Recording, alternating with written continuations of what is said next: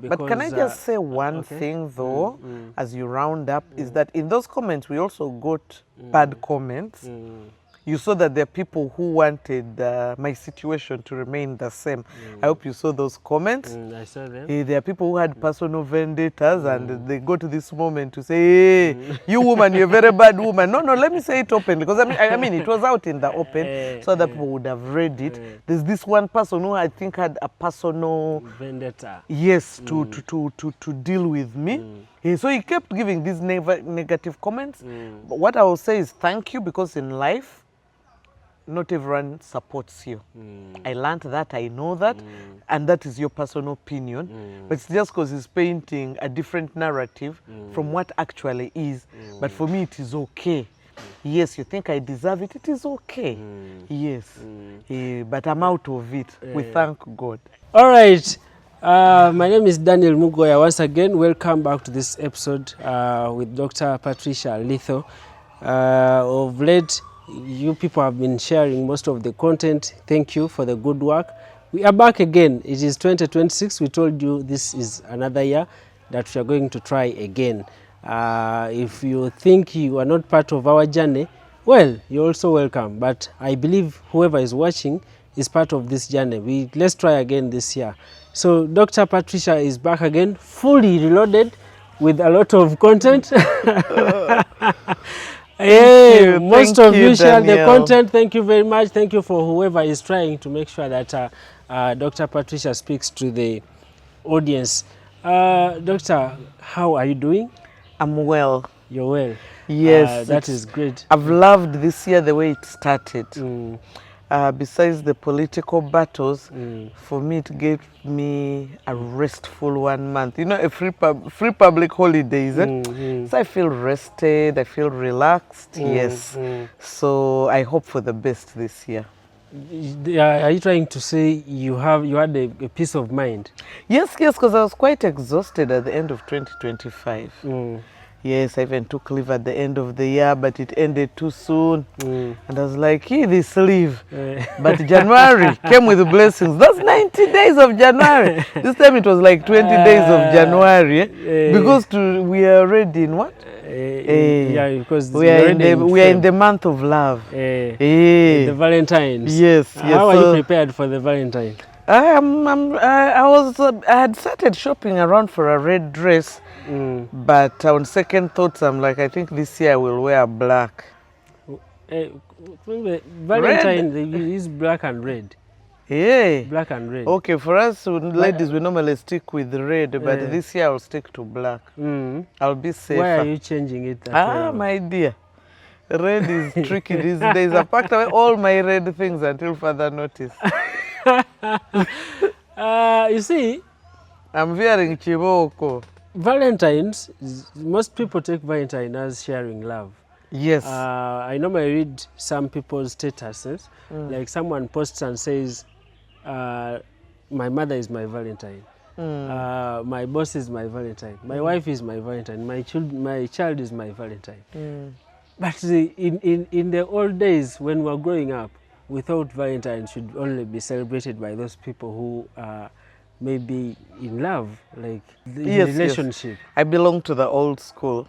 You belong to the old school? Yes. Valentine, I think can everyone be Valentine? There has to be that special person.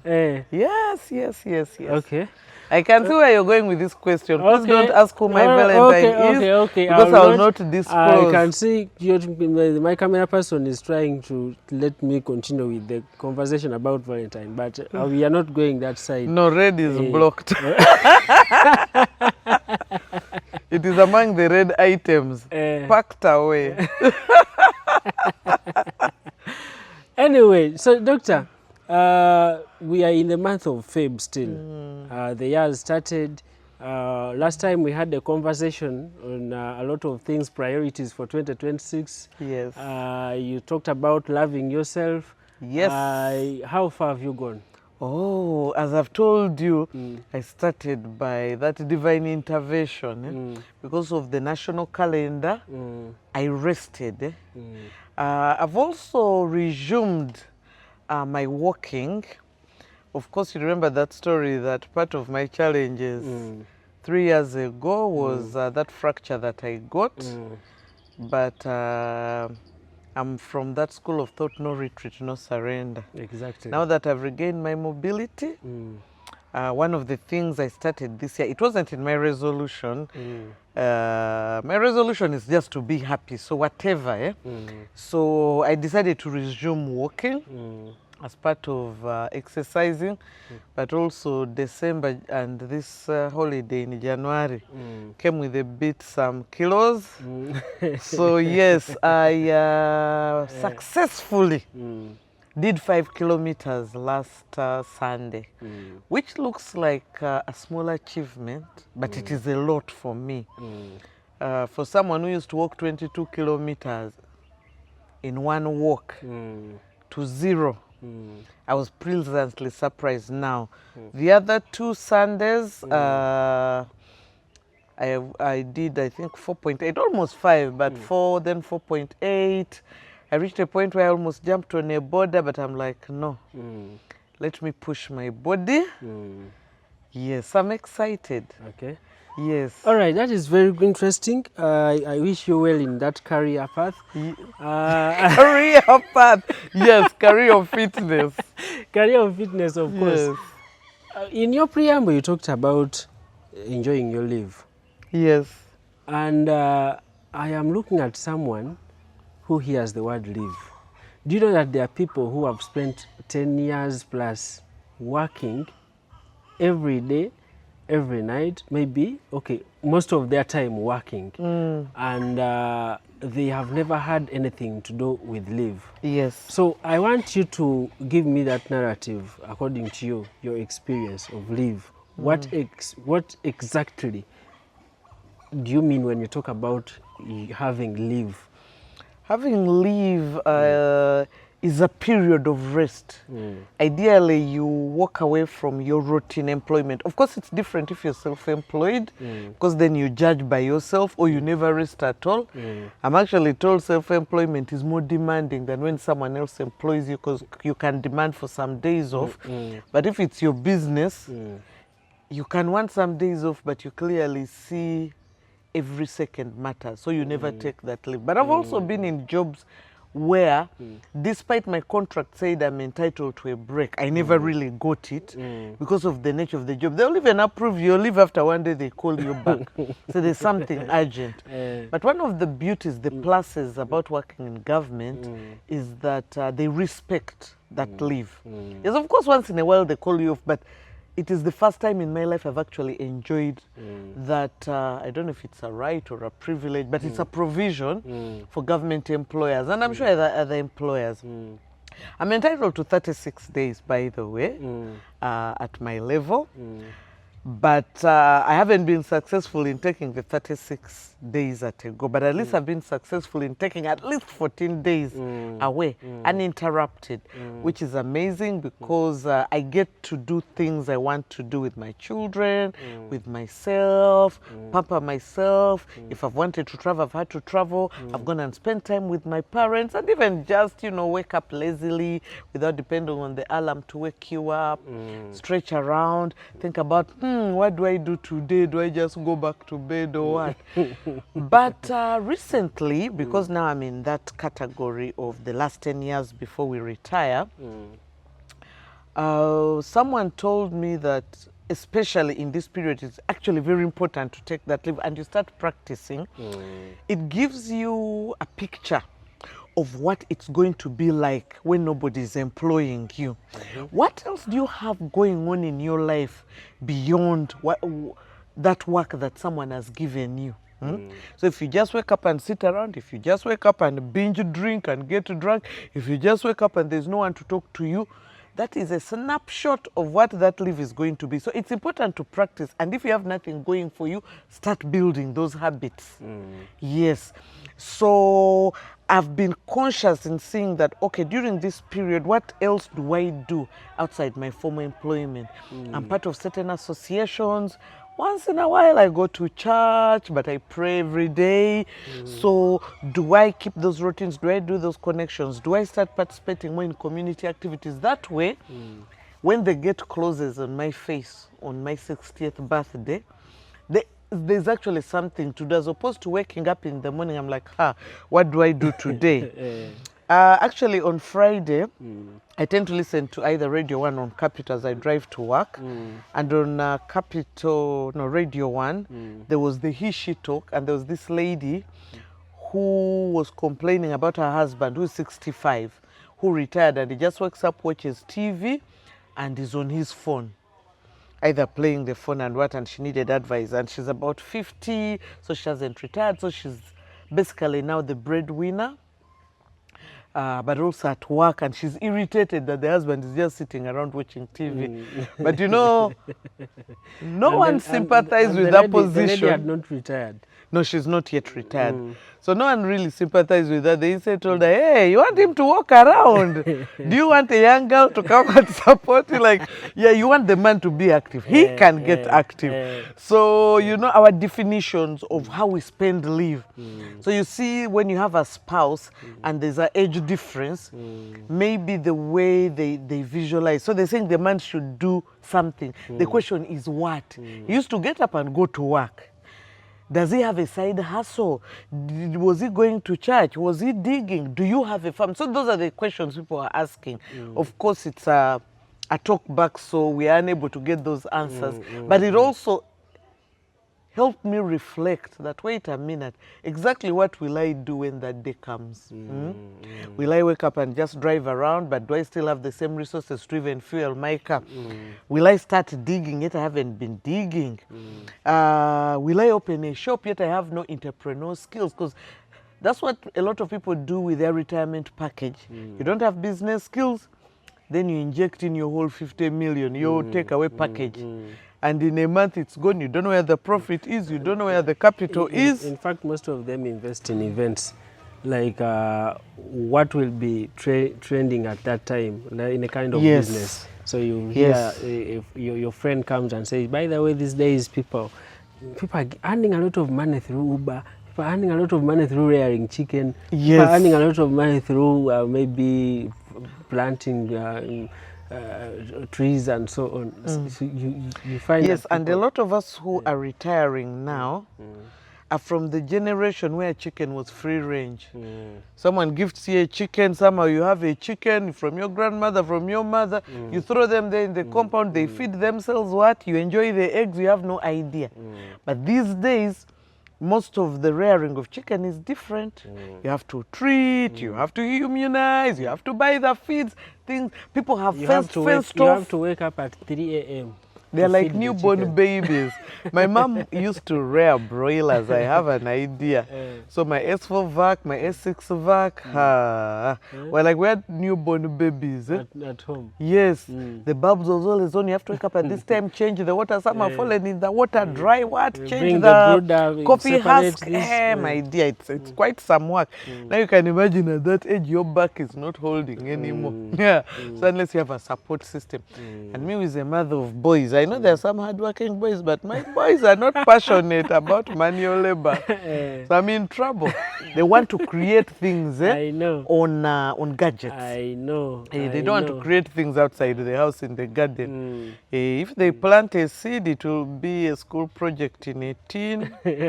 And since I'm also not actively involved in farming, they have no better example apart from the flowers they see and the small kitchen garden that has 2-3 spices. So I have to think of how to prepare myself and my boys. Yes. For that time when the time reaches. Yes. Talking about switching off the phone during that time of leave. Yes. Did you do it? To begin with, government did it for me. Let me first talk about the 4 free days. Were they 5? How many? 2 weeks, 5 days? I don't even remember. Yes, I switched off my phone on certain occasions. Like my phone would be off most of the time. Then when I wake up and I'm ready to engage with the outer world, I would switch it on. If I have to call someone, I would turn it on. And while we were still there, we got another bonus of the internet being off. Yes. I struggled a little bit. My boys really struggled a lot. My 18-year-old tried. My 8-year-old really suffered. He was born into a world of gadgets, of internet access round the clock. He just didn't know there was that other world that you could live outside the gadget. I can imagine how you struggled to explain. Oh, Mom, we are so bored. And the day they switched off, I was in the field. And somehow, you know, these stories kept coming and we thought it was a hoax, fake news. And then they actually shut off at 6. So it occurred to me that there might be trouble at home. So I called. And the first thing, oh, Mom, they what? You didn't pay for data? What? I'm like, oh, I actually paid for data. So why is internet off and yet power is there? Because for them now they relate internet being off. Either I've not paid for data, or there's no electricity. Then I'm like, all those things are there, but the government of Uganda has decided, why on earth would they do that? They're so insensitive. What? And I explained to them, and I said, now you step out of the house, check on the dogs, check on the cats, you know, run around in the grass. And my son said, okay, my New Year's resolution is to what? To enable my feet touch the grass. That was quite hilarious. And I told him, you know, those storybooks I always read for you before you go to bed. Now you go read them. Come on, you don't want to read them. Like he just couldn't figure out. He really struggled. But yes, when I came home, we would sit and chat. And I tell him some stories, which he enjoyed, that now he still demands. For us, when we grew up, our parents told us those stories, those folk tales. So they normalized. Well, unfortunately, internet came back too soon. But for me, it was a nice period of rest. Yes, because sometimes if you're in a comms job, a lot of the demands come online. People will send you WhatsApp, or there will be some news going around about your organization. So even if there was some contention in the energy sector, there was no way to spread it around. They could only call me or wait, like the rest of us were waiting. Okay. Yes, so it was a nice break from the phone. You know, like having full battery the whole day. You look in the evening and 89%. Then you're like, why? 97%. Like, wow, this is actually possible. Yeah, so it was a good break for my phone, for myself, even for my light. You know, like I spent less energy because a lot of the electronics that depend on Wi-Fi were off. So yeah, it was a nice break. At that time that when you had that leave, was there a time you remembered about something, like if you knew you took that leave like at 40 or at 30, did you take that time to remember, maybe to paint a picture or imagine what you did? If you had what I would leave, have done, no. Unfortunately, at 30, 40, I was in those jobs that didn't give me leave. Yes, so I had to create time to do my good things. Now, if I had been 40, 30, between 30 and 40 now, I think I would have partied every day, because that's what I used to love doing. I would just club and have my nice drink every single day, come home at 5 in the morning and have a nap, and wake up when I do and go out again. That's what I would have done. I will not pretend that there was something like special, brain-worthy. No. Dance, dance, dance, dance, party away, be happy. Yes, that's what I used to love doing, and I think that's what I would have done had I been about 40 now.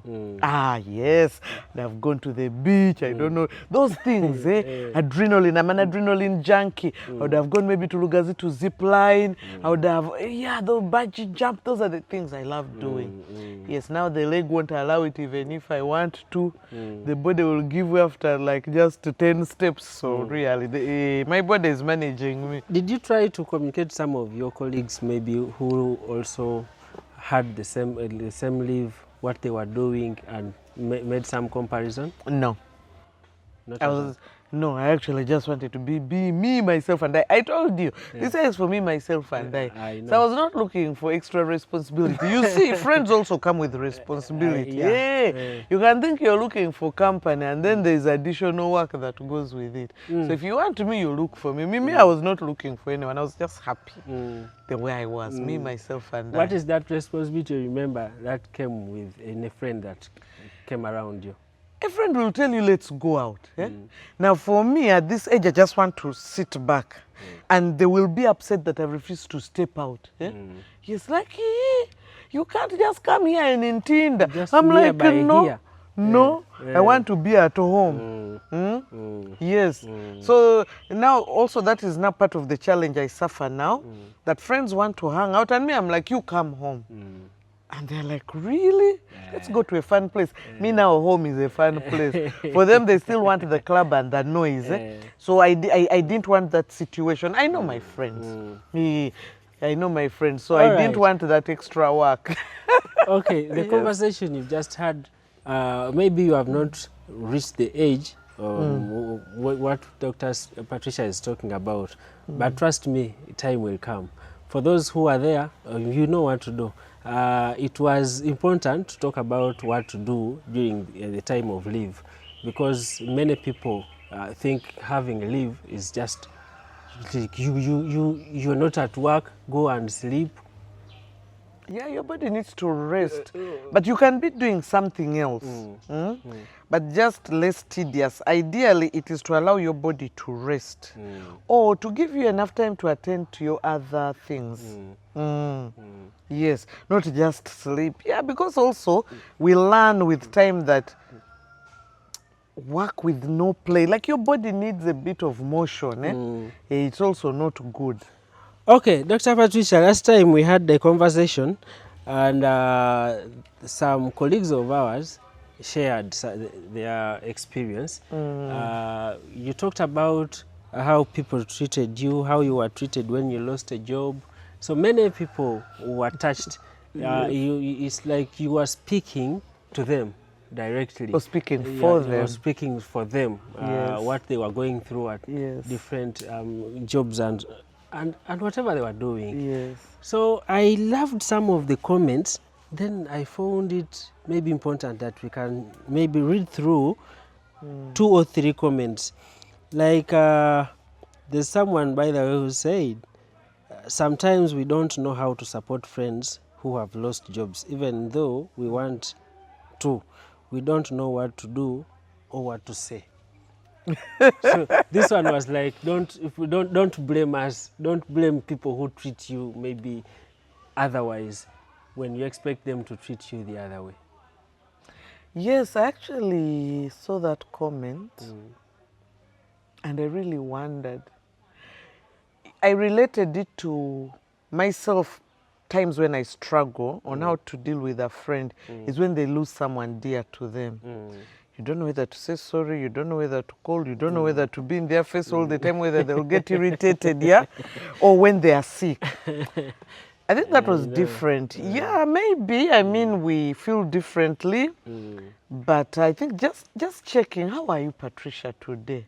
But if you just go mute because now I lost my job, for me, my interpretation will be the only reason you are relating with me is because I had a job. Then I also know that people will deliberately avoid you because there is the fear of being begged for something. So, okay, maybe we've been wrong to think everyone is running away from us because they think we are going to beg them. So I learned that actually some people just stay away because they don't know what to do. So yeah, I learned that perspective. But you know, Dr. Patricia, you see, when you have a job or when you have a certain status, sometimes you have that power in you. Like, people think that whatever you go through, it is very easy for you to go through it. Oh, yes. Yes. So there is that also that room that someone looks at you, whether losing a job, whether maybe losing someone or you getting sick. So when you talk to someone, the first impression is like, oh no, she will go through it. She will go through it. So that's why sometimes people go mute. I don't know. Yes, I know. Me personally, I know that my character, my personality makes people view me like that. I will look at my family, for instance. In my family, we have people with different characters. There are those who seem very firm, very resilient. Then there are those who seem weaklings, easily cry what, but they're actually more resilient. Yes, in reality when there's a hard situation. So me among those people, they always think she will manage. I'll give you an example. When I lost my husband, I overheard my mom talking to my sister saying, I think I can leave now. Patricia is strong. She will manage. But I actually needed my mom around. But I did not jump out from my corner where I was overhearing. Tell her, no, mommy, don't go. I just left her. I know, sorry. So after 2 days, she told me, let me go back to my home. What? There's no one there. I said, okay, mommy, thanks for your time. But I'd overheard, and her and my sister were agreeing that I can manage. They even said, I have to so and so her. She'll take like 6 months crying. But I was crying. It wasn't visible. And I needed her so much to be there. But I didn't stand in her way to say, don't go, I still need you. I don't know how I should have reacted. It would seem unusual because I'm not like that. And I'm sure someone will show her this, but I've never discussed this with her. No, this is the first time. This is the first time I'm talking about it. No, I think I've shared with a friend about how I felt and how I felt she read me wrong. But maybe my character makes people treat me like that. They always think I'll manage. They always think I'll pull through. They always think I am okay even when I'm not. Because I'll possibly not roll in the mud to show I'm stressed. Maybe I'll scream, but generally I'll be like this. But did you at a certain point understand how the percentage she thought you were stronger even? Like you would go through it. She even thinks I'm stronger now because recently we were talking about something and she was like, but you're a very strong girl. I know. There are a lot of things you went through that I think I wouldn't have managed. So she actually thinks I'm a very strong person. Even when I think I am going down and mommy should be able to see it, she thinks I am doing well. Maybe I'm doing well compared to other females, but yes, it even worked further against me. Because I stayed more firm, even maybe moments when she thought I would lose it, I stayed together. So she thinks I'm really hard-boiled. Most people do things out of experience. Most people do things out of maybe how they've been viewing things, even their age. So maybe when she spoke like that, or sometimes people want others to get the experience and learn the hard way. There are also at times when someone will make a decision, say, no, you leave her to learn. At least let us know how she's going through this. Maybe, but I've told you what she said. She said I am strong. But I think we become who we are based on different experiences. Exactly. So, of course, the environment I grew in automatically, I think, made me a farmer person. I'm someone who always hung out with the boys, and boys are expected to be farmer people, not easily cry. So they didn't treat me as different. I was just one of them.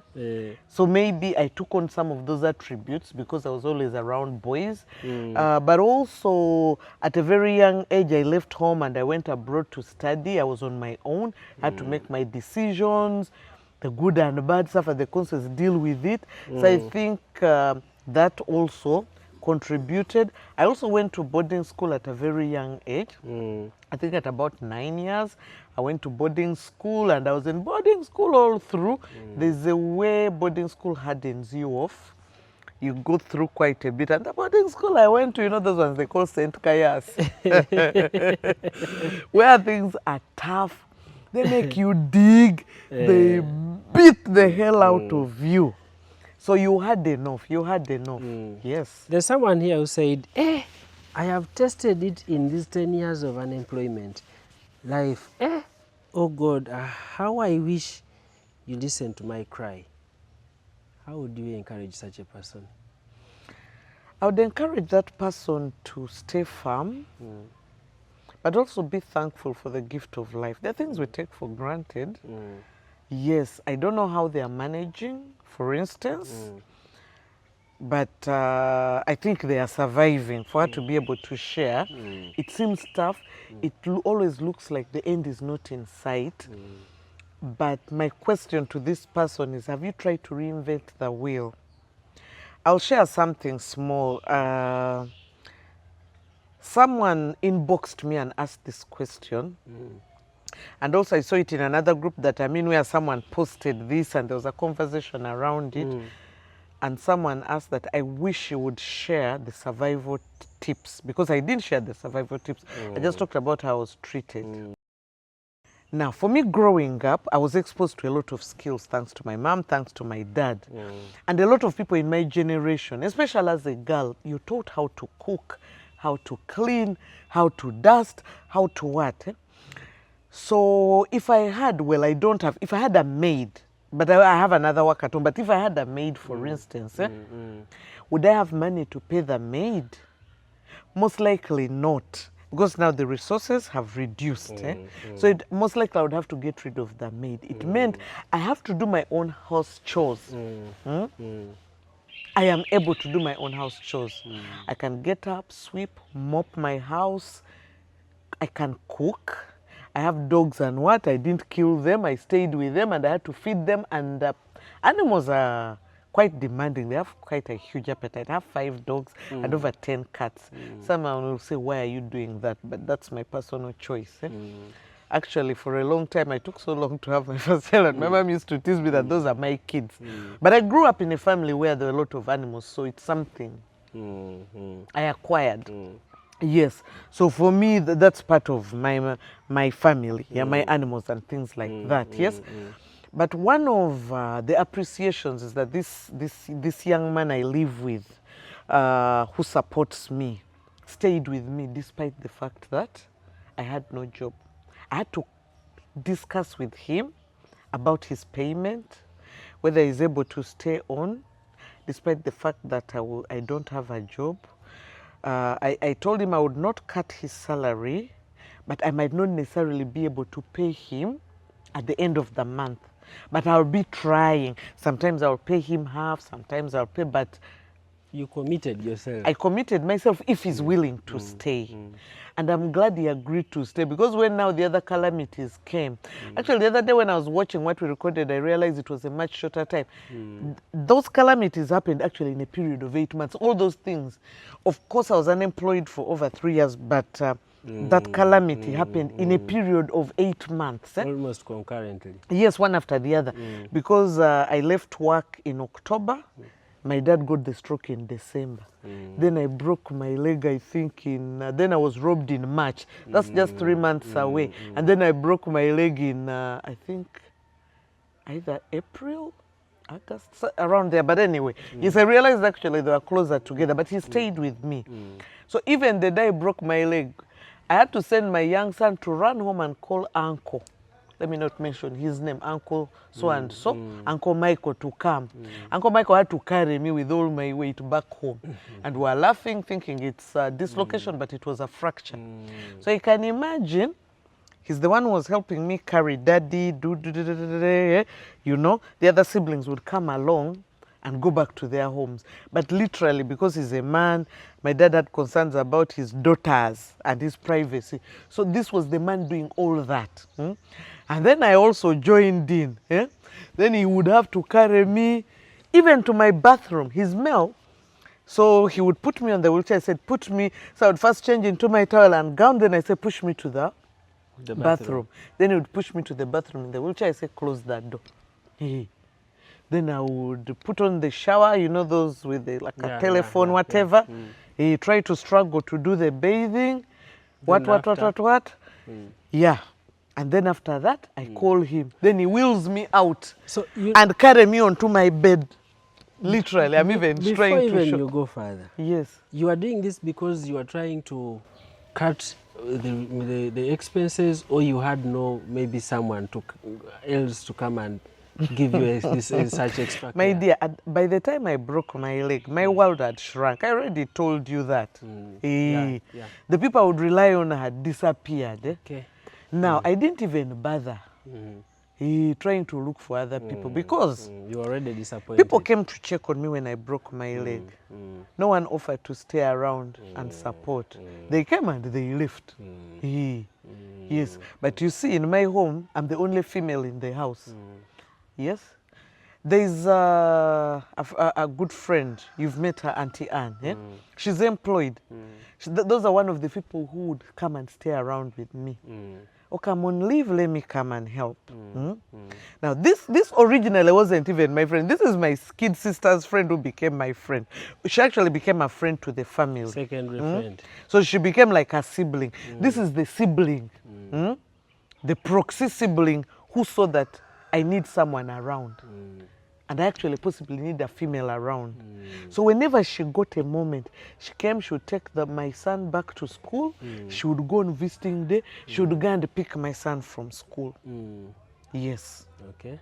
So you are continuing. But I didn't ask. So maybe like someone shared among the people who shared that sometimes we don't know what to do. So I think sometimes we think certain things are obvious, but we must say. People don't think. Like when you're in need, you're the one who thinks that you need help. But like I told you, me when people look at me and say, oh, Patricia is doing okay.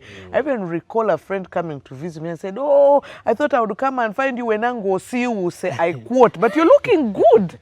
You're looking good, honestly. And this is a very close friend of mine. He or she? She really, you know, when you say someone has broken a leg, she has no job, she's what? She actually thought me to expect me to be in a terrible state. But she gave that comment like, you're actually looking good. So you see, to her? she's one of my very good friends. Okay.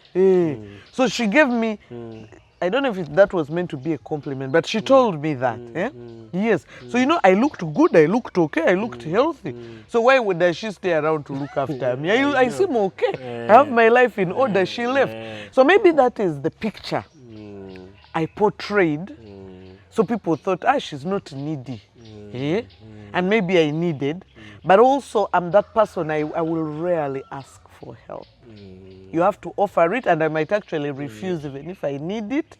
You have to know me well. I have to be comfortable with you to actually ask you for help. Yes. So you have to offer, and I'll say yes. I say, oh, it is good you have offered. I need this. Let me tell you, when I learned how to, beyond. So within like a week or two, I'd figured out. And so I said, no, now I can manage. Now I had learned how to push my wheelchair. I'd learned how to get up and hop. Actually, my young son used to hop around the house. Mommy, hey, mommy, hop, hop, hop. He would want something, and I'm like, but you know, he said, no, I saw you hopping. So sometimes I would hop, which also made me get up. I really wanted my motion back. There's nothing as bad as losing a leg, you people, when you've had it. So I would hop, hold the walls, go to the kitchen. Let me try to do this. Because I had nothing else I was doing. You had no crutches? I had crutches. But sometimes I would just leave them and hop. I had two crutches. But sometimes I would just leave them there and hop, hop, hop, hop. Because naturally I was a very fast mover. And I hadn't yet got the hang of the crutch. I felt it slowed me down. So sometimes I would just hop, hop, hop and go to the kitchen. I want this. Or if I call and no one responds, I'm a quick person. I get frustrated with slowness. So maybe it also helped my recovery. I would just get up and hop, hop, hop, hop. Then I go hold this, look for this. I even started cooking. Sometimes I would wash dishes, but I needed to be doing something. I don't know how to sit there. Can you imagine me getting up and sitting with my leg up the whole day? Then I look. I know. Then I get a book and finish a novel in hours. Put it there, get my phone, put it there. I was bored. I'm like, am I really going to survive? But I survived. Yes, but I learned that I need to get up. I need to get up. Maybe I would have go to those bed sores or something, but I didn't allow myself to be there. Actually, with some time, I would call. There's another young girl who is my friend. She's called Rita. I don't know if she wants me to mention her name, but I would call her. Then she would drive. No, Rita say, is let's okay go with here. that. I hope so. I would get up, say, Rita, take me here. And in the middle of my broken leg, I actually got a consultancy and I went for it. So I would drive to Entebbe to train. She would hold my bag, hold the laptop, hold this. And I would hop to the front and said, you guys, ideal, I want to move around, but let me stand here. And I would train. So I actually made some money with my broken leg. It was good money, by the way, when I was sitting there. Yes. So disability is not inability. Yeah, you're still talking about the survival methods. Yes. Helping someone. Oh yes, sorry. Such a I really can off track. You've got to beat me back to order. Okay. So having those skills, and when I veered off, I was still demonstrating that those skills are vital. So I know how to cook. I know how to bake. I know how to make pastries. But one of the things I would do is I decided to start selling honey from Arua. Organic honey, and I would repackage and sell during that unemployment period. It's something that anyway started slowly before I was off work, but now I went full on to doing that. I actually started it during COVID. I would repackage, buy bigger quantities, repackage and sell. Then I brought in daddies, yes. Daddies, and everywhere I went, those little consultants I would get, if I'm going out to meet friends, hey, I would, in my boot I would have my cup box. So by then you guys, I sell daddies. An opportunity I would be given to talk, I don't know where, because the one good thing is that I kept getting invited to speak at events, to speak at occasions. And I said, oh, by the way, ladies, as my side hustle, I sell daddies. I even have a sample here. Then I would always have a sample in my bag. And that pack, I think, went for 4,000. And I'd say, you test. Whoever tested, I'll take 5. Jaribu. What? Yes. So I would market my daddies. You guys, it was crunchy. How do you make this? So what am I saying? Don't be embarrassed about. And people are like, actually a cousin of mine who is quite close to me, when I went back to people, they were like, your attitude is the right attitude. You know, many people, at the time you lost your job, many people would feel they are too big to be selling daddies. It was like a roadside hustle, selling nuts on the roadside. The only difference is that I moved around with it. You become a hawker. Yeah, I was hawking my daddies. So the advice to this person, what other skill do you have? Are you using it? Are you too proud? You know, it's about appreciating, ignore what people think. Because at the end of the day, it's about you. Are you able to, it is better to earn that 1,000 than having nothing. Because maybe I just need 1,000 to buy salt and I can't. So for me, my kids, first of all, I tried not to change their life too much. Of course, I cut back on a lot of things from them, but I tried to retain their lifestyle. Now, me looking at myself, that in reality, women, what do we want? We just want more dresses, more shoes, more bags. Because I already had a place of abode. So at least I was saved on rent. But these other things where I was spending resources. So now I had to tell my kids, there are wants and needs. Can we focus on needs? Some of those wants, but pretty much I would try to ensure I can provide for them. Me, I had to pack those bad habits of ours. The wants. Women, we have so many wants.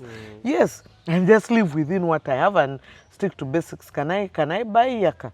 Can I have water in the house? Can I have food in the house? Is it a balanced diet? Yes. And keep doing those things, Even my siblings, any sibling who came to see me, I wouldn't leave you to go like that. I'm like, by the way, buy daddies from me. Buy for you, okay? I don't like, hey, at least buy 2. I would push it down your throat. Okay. Separate this you one from is your saying, resources. Yes. the message is for those who always say friends are better than family members. Yes. Yes. Exactly. Yes. Then this one says rejection is redirection. I think True. this one also is true. Yes. Especially what you've just, according to how you survive this. Because like when you tell people that it is you and you, but not anyone else, but it's you. Because that means it is you to understand that now you've been taking this direction and now you need to rechannel. Yes. And maybe look at the needs. Life differently. Look at now the needs not versus, the wants. Versus the wants now. Yes, What and do you ignore need at public opinion Exactly. and think about you. What do I want? What makes me happy? Am I living my life for those people or for myself? Once you realize it's about you, so you stop living to please people. You stop trying to fit in. Hey, so you know, you people, there's this party, it is 200, I cannot afford 200, I'm staying home. Hey, Patricia, we're shocked you didn't come for this. I no longer have 200 to spare. Every shilling mattered then. So there are those things I stopped participating in because I didn't have extra resources. Me, that 200, I need it here at home to save for school fees, to save for food. Yes. Anyway, as we close that chapter, there are also things that people need to understand. That when you are in good terms with everything that you're doing, people normally praise God at all times. Yes. But when situations like that come, they forget about, instead of praising why such a situation has come to teach you some lessons. But now they don't question. Actually, me, I pray more when I'm in trouble. I prayed. But I am not that person who throws religion or God in people's faces. It's a very private matter, me and my God. So I don't talk about it. But now that you've brought it up, I'll say that for me, when I'm in trouble, I pray more. When I'm happy, I pray less. I'm not shy to say that. Somehow you're comfortable, so you're not calling for help. Now, that person I call for help from, when everyone has disappeared from me, is God. When I'm stressed, I pray more. When I'm in hardship, I pray more. I pray to God. But for me, it's a very private thing. Yes, I really prayed. And I know for sure that God helps those who help themselves. So I had to help myself. Do something about it, but God was enabling. Now just imagine I sat there with my leg up on the bed. Oh God, now see what you've brought me into, or not prayed at all. I'm annoyed, and I questioned him, his existence. Instead, I prayed to God to give me back mobility. God, I hope I can walk again one day. I didn't think it would be possible now. I say one day, you know. But I would try to, you know, the first time I tried to push up, I couldn't. But 3-4 days later, you know, oh, I can actually get up. I can actually hold the road and hop. So maybe there was also that divine intervention, but I did pray because that's the other person I could talk to. Now that most of you, Daniel, you had disappeared, I was praying that now that's the friend that was, he's ever present here around us. So I was always talking to him. I was always talking to him, yes. So thanks for bringing that up, yes. Prayer is important, whoever you believe in, whether Allah, whether God, it's the same person, really. Yes, pray to that person, that spiritual being. Yes, you need, because the spiritual life is very important in these difficult moments. Because you see, we pray and put our life and believe in this thing that we don't see. Now, when everyone disappears, you continue putting even more faith in this thing that you don't see, in this being that you know is all seeing, is all knowing. Maybe he knew in 8 months my cast will come off and I'll be able to walk again. But me, I did not know. Because you know, after 3 months, they thought that my things would be back together. It wasn't. I went back. They say, you know, we've tested you at your age. There is calcium deficiency. I don't know, there's what deficiency, you know. Start going on these supplements and things like that. Yes, so I sort of lost hope. And embraced the crutches. I even remember some of those things I would manage. When it reaches group photo, I would hide the crutches behind. But now I embraced my new situation and moved freely with my crutches, learned to move faster with it. Yes, and I think that spiritual life helped firm me up and embrace that new situation. Okay. So it is a new situation within the new bad situation. There was a worse like basically you're told that it can get worse. Yes. But do you run away from it? No, you learn how to survive within that. All right, I think we are not going to prolong this first episode. Because, but can I just say one thing though, as you round up, is that in those comments we also got bad comments. you saw that there are people who wanted my situation to remain the same. I hope you saw those comments. I saw them. There are people who had personal vendettas and they go to this moment to say, hey, you woman, you're a very bad woman. No, let me say it openly, because I mean, it was out in the open, so that people would have read it. There's this one person who I think had a personal vendetta. Yes, to deal with me. So he kept giving these negative comments. But what I will say is thank you, because in life, not everyone supports you.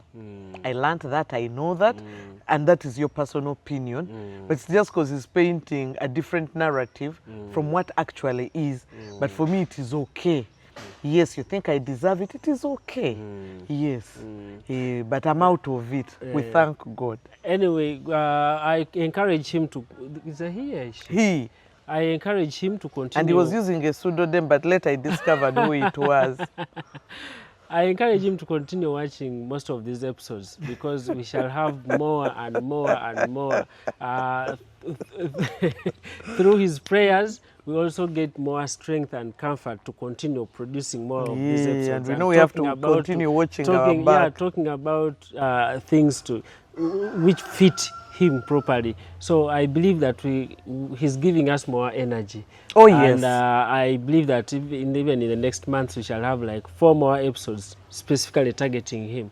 So you're sure you want to do that? Thank you very much. Continue with the comments. Whatever maybe you've not heard from this conversation, we shall of course answer it back. Continue sharing the episodes. Gender Spaces with Dr. Patricia. She is here willingly giving us good content, trying to share her experience with maybe some of you who are going through the same situation. I know, pick a leaf. What does not favor you, it might favor someone else. So leave it to the rest. Enjoy what maybe fits you better. Thank you for following. We shall get you in the next episode. My name is Daniel.